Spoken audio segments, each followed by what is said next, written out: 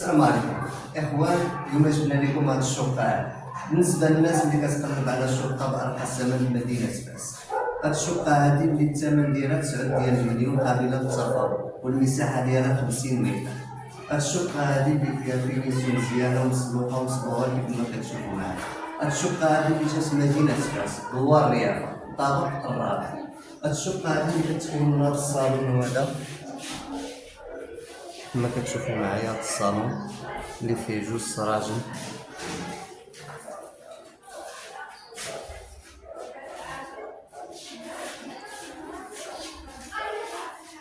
صالون كبير هانتوما مصبوغ.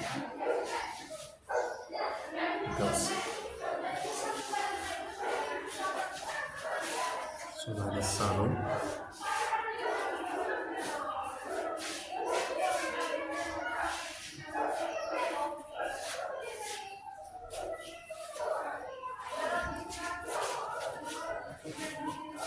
الصالون هو هذا.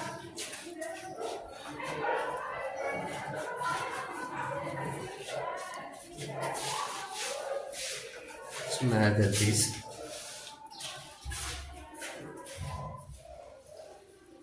الناس اللي مصبوغ.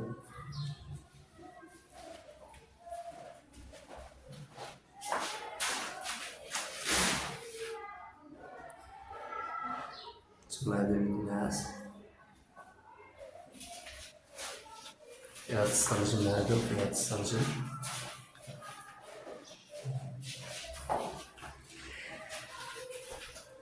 هذا البيت هذا الدوش بوحدو.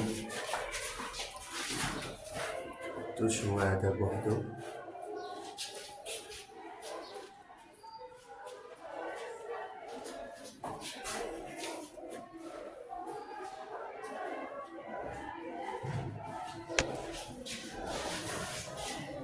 كوزينة هي هذه.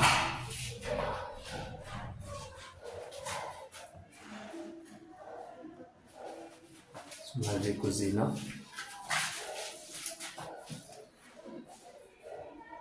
كوزينة اللي مسلجة.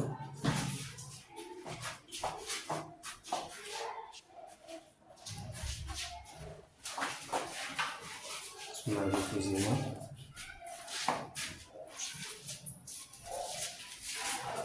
الطواليط هي هذه.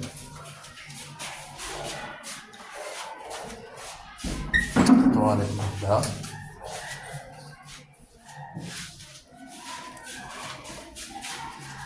الكوزينة مكانش الضو كبيرة.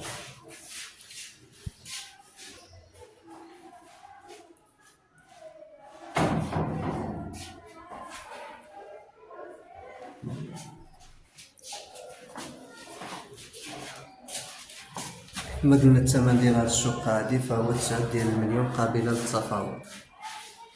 دائما ما تنساوش الاشتراك في قناتكم على اليوتيوب والصفحة ديالكم على الفيسبوك حسام ديال العقار اللي فيها اي حاجة بغيتيها وكتقلب عليها. السلام عليكم. لا تنسوا الاعجاب بالفيديو والاشتراك في القناة تشجيعا لنا لنستمر بنشر المزيد ان شاء الله.